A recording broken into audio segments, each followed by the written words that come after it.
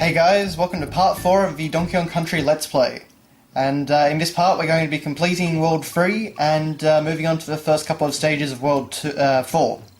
I was about to say 2 for some reason, but anyway, right now we have, we're back in the jungle, except now we're at sunset.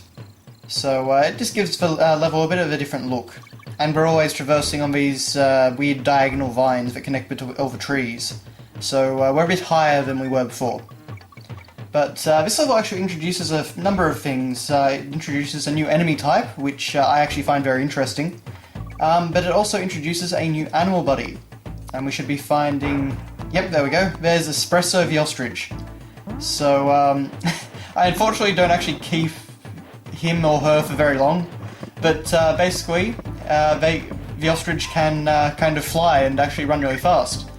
It's actually a very good animal buddy, I made very terrible use of it, unfortunately. But here we actually have a new enemy type, and it is the orangutans. And they are another tribe that live on Donkey Kong Island. And basically they're the enemies of the Kong tribe. So they actually end up signing up, well from my understanding anyway, with King K. Rool. But of course you'll notice that they throw barrels. So they're actually a lot more like the original Donkey Kong. I really actually like this enemy archetype. I think it's really neat to actually see like an enemy group of monkeys, basically. A different tribe on the island. You know, that seems like a really cool concept to me. They don't really appear all that often, at least not till the later stages. But, you know, they're a very cool concept, and actually I would like to see them appear in like one of the new Donkey Kong Country Returns games. I think that would actually be cool. That'd be something you could expand upon more. But anyway, so of course Cranky telling us some good little pieces of advice. So if you bounce on 8 consecutive baddies, you'll get an extra life. I'd ask you in, but they didn't have any memory left to display the cabin interior. I love Cranky and his 4-4 breaking jokes. Anyway, now onto another underwater level. And another enemy type, of course, the Clams.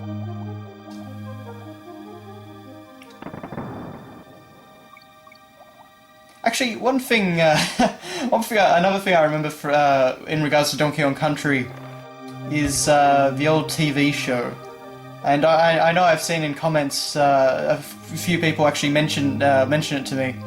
And but basically in 1996, I believe it started. There was actually a short-lived Donkey Kong Country TV show, and it was actually rendered using 3D graphics. And for the time, it didn't look too bad. Yeah, especially for a TV show, it probably wouldn't have had much of a budget. But it was very weird. I watched it quite a bit when I was a kid, but basically, the Donkey Kong was the protector of the crystal coconut or something, and King K. Rool was always trying to steal it using these half-baked, you know, schemes which could easily fit into a half-hour weekly kid show. Yeah, so it was a bit weird. They changed some of the characters up, and of course they all had voices, which I don't remember being that great, to be honest, but, you know, it was an interesting thing, and it's funny to think that all these franchises used to actually have television shows, like Mario and all that. Mario's ones I very much liked as well. I liked them a lot more than the Donkey Kong Country one, actually.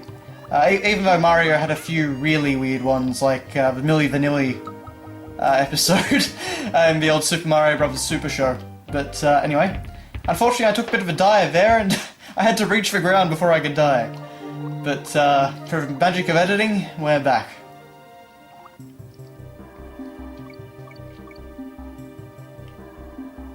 It still kind of really impresses me how the underwater levels in this game,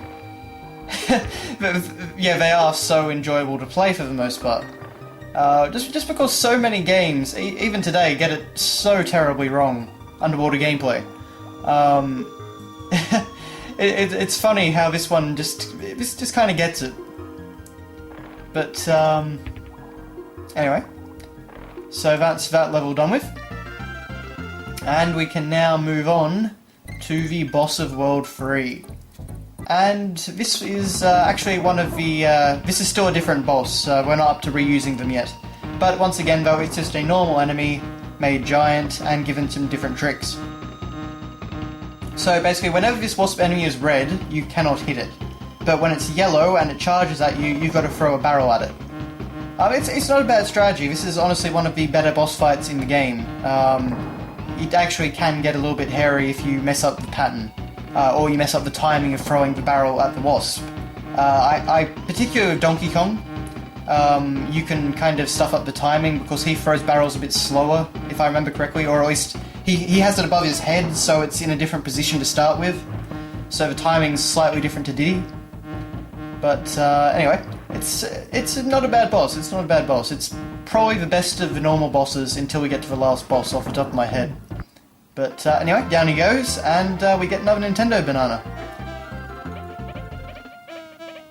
I like the way that he just twitches and buzzes at the end. But anyway, now on to Gorilla Glacier, and you have to forgive the transition there. I went back to World 2 and saved, and probably took a break actually, but and then used Funky's Flights to get back here. But anyway, World 4 is the snow level, and of course this means that the ground is very slippery and you have very poor traction. But honestly, it's a pretty nice aesthetic, and the music, well, it's not really music here so much. It's very atmospheric and very quiet. I quite like it though. It really sets the tone well. But this is one of the the stages and areas that I really like the look of. Unfortunately, once the snowstorm gets a bit heavier, my capture card had a bit more trouble dealing with it. For some reason, it threw it off a bit and messed with the frame rate. But we'll have to see how that goes. Shouldn't be too bad.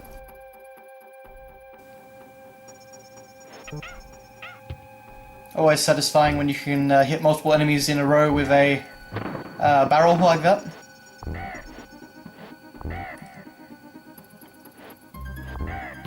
Yeah, here we go. I don't know if the frame rate's actually going to get too bad or not, but I did actually have some dropping, and I had to restart the recording a few times in this particular world. But now that area there with the slope, that actually forces you down. You start sliding down it. So you've got to be very careful, but also very quick. Now this can be a very difficult level. However, there's a lovely little trick, which we'll get to in a short time, that you can actually you can skip past a good chunk of a level, and actually one of the hardest parts of the level. So I usually end up using that trick, to be honest. Unfortunately, not that time. This time, rather than cut it because I just passed the checkpoint, I figured I'd just leave it in and, just go from here.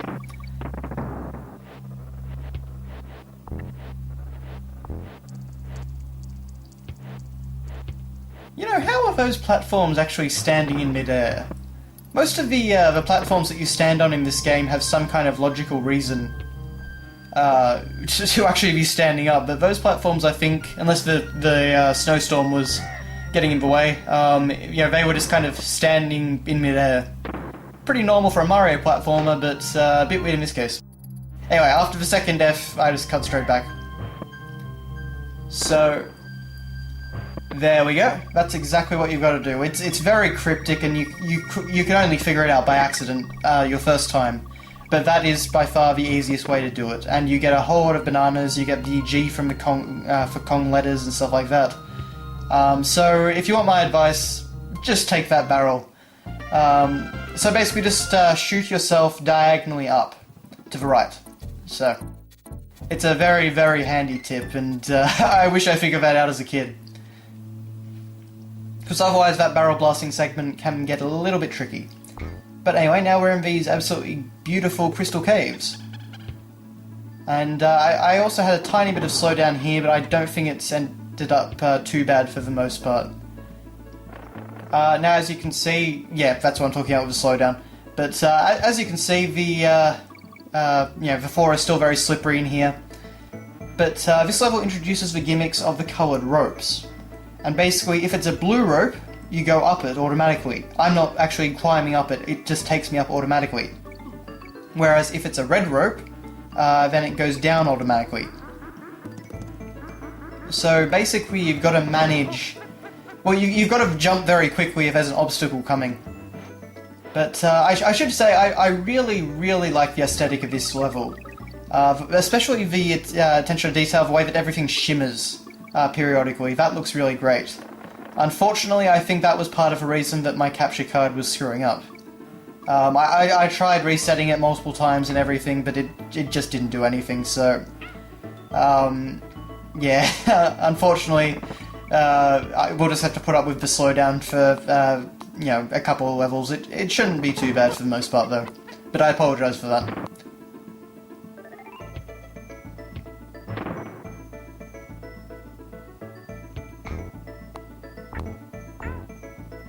Good old claptrap. That's what those little crocodiles that bite horizontally do.